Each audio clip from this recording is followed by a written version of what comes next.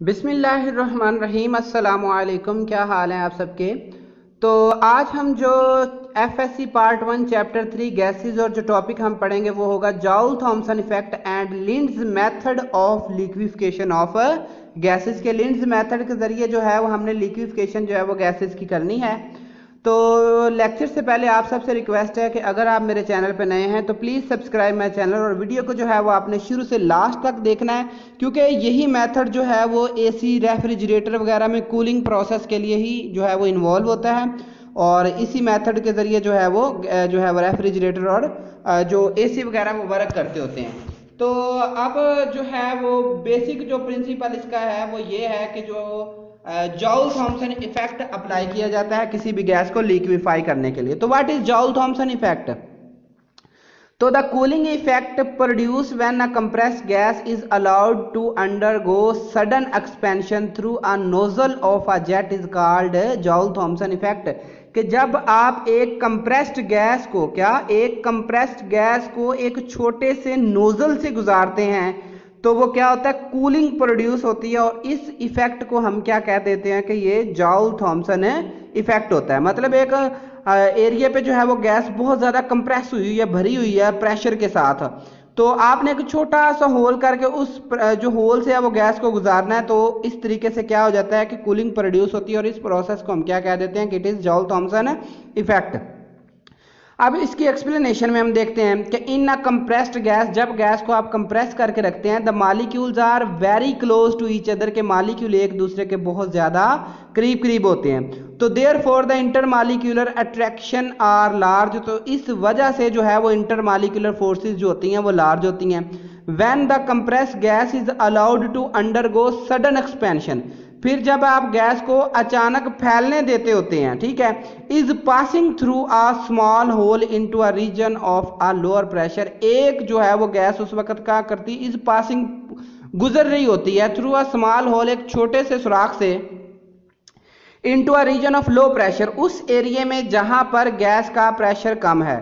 तो the molecules move apart, फिर molecule इस तरह मूव जो करते हैं, इन डूइंग सो, इस तरीके में जो inter molecular attractive forces must be overcome. देखे ना कि जब हमने गैस को कंप्रेस किया हुआ तो उसके दरमियान जो है वो इंटर मालिक्यूलर फोर्सेस हैं, तो जब आपने वो गैस को एक छोटे से सुराख से गुजारना होता है ना, तो फिर क्या होता है, सिर्फ इतना प्रोसेस होता है कि वो जो इंटर मालिक्यूलर फोर्सेस है ना गैसेस के मालिक्यूल्स के दरमियान, उनके ऊपर गालब आने के लिए जरूरत होती है। मतलब कहने का ये कि उनको क्या करना पड़ता है कि उस एस्केप से, उस उनकी जो इंटरमालिक्यूलर फोर्सेस ऑफ अट्रैक्शन, उनसे बचकर निकलना पड़ता है वो मालिक्यूल जो होल से निकल रहे होते हैं।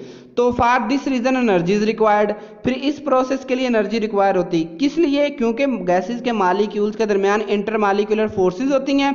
अब एक अगर हम गैस के मालिक्यूल्स को जो है वो क्या कहते हैं कि एक्सपैंड कर रहे हैं, गुजार रहे हैं किसी जगह से, या यूं कह रहे हैं कि गैसेस के मालिक्यूल्स को अलग अलग कर रहे हैं, तो इसके लिए फिर हमें फोर्सेस ऑफ अट्रैक्शन को कम करने के लिए या तोड़ने के लिए हमें एनर्जी की जरूरत होती है।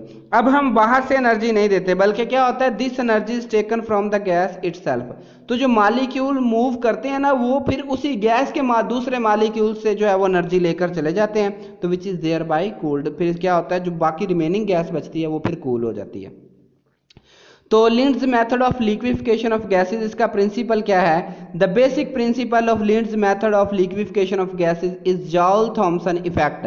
तो ये टोटली जॉल थॉमसन इफेक्ट पे जो है वो डिपेंड करता है और ऑपरेटर्स इसका ये कुछ इस तरह से है कि ये एक हमारे पास कंप्रेसर है, ये पाइप होती है जिनको साथ जो है ना वाटर कूल्ड पाइप होती है, यानी कि यहाँ पे साइडों पे जो है वो वाटर भी जो है वो ठंडा करने के लिए इस्तेमाल करते हैं।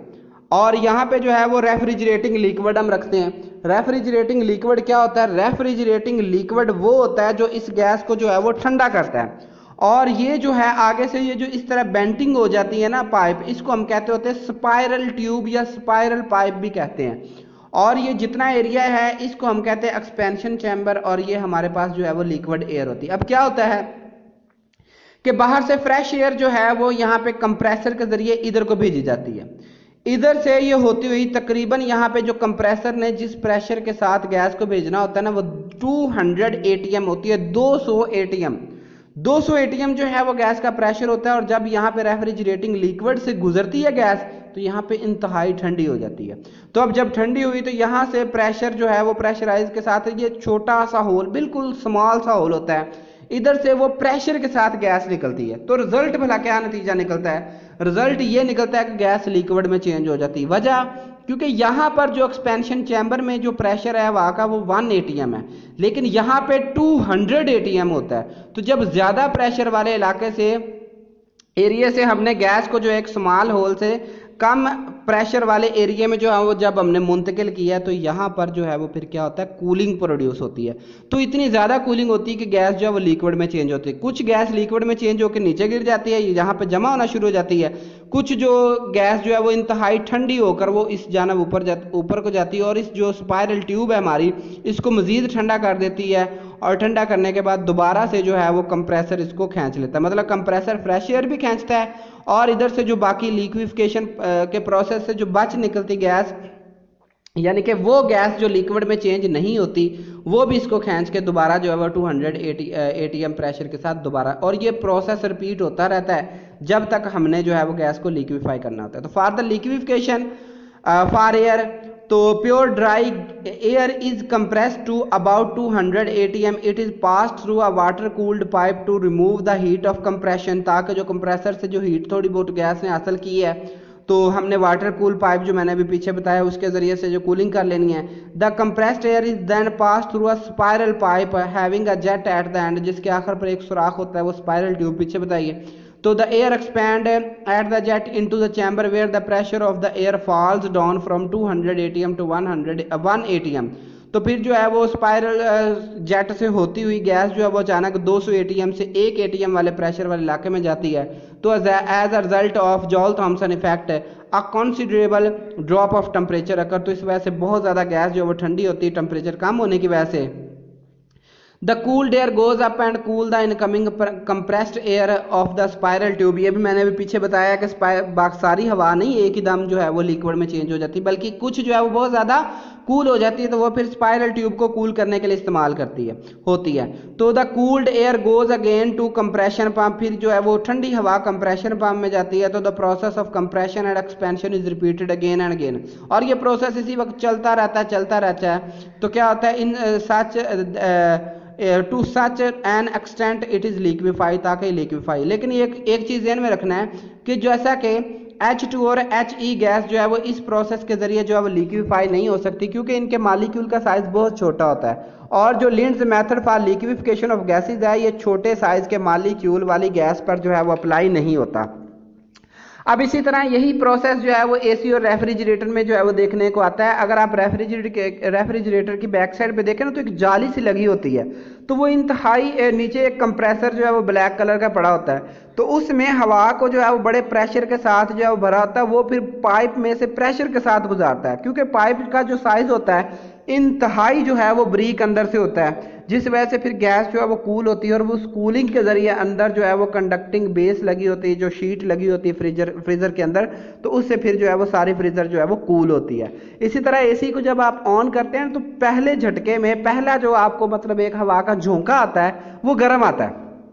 उसकी वजह यही होती है कि पहले जो है वो एसी जो उसके अंदर भी छोटे छोटे पाइप्स होते हैं, तो उनमें से जब वो हवा गुजारता है ना, तो पहले कुछ वो मालिक्यूल होते हैं जिनकी एनर्जी बहुत ज्यादा होती है, तो वो थोड़ी सी हमें हीट फील होती है, लेकिन आहिस्ता आहिस्ता फिर क्या हो जाता है, सारी गैस जो है वो कमरे की कूल होती है। तो वो जो फ्रेश एयर जो है ना, पीछे इधर कंप्रेशन में दिखाई गई अपरेटस में, तो फ्रेश एयर यही होती है, एसी जो रूम वाली एयर होती है ना उसी को ठंडा करता है, और कुछ जो गैस लिक्विड में चेंज होती है वो बाहर एक पाइप के जरिए जो है वो फिर निकाल दी जाती है। तो ये मेथड इस तरह से जो है वो रेफ्रिजरेशन और एसी वाले प्रोसेस में इस्तेमाल होता है। जज़ाकल्लाह जी। सब्सक्राइब जो है वो चैनल को ज़रूर कीजिए।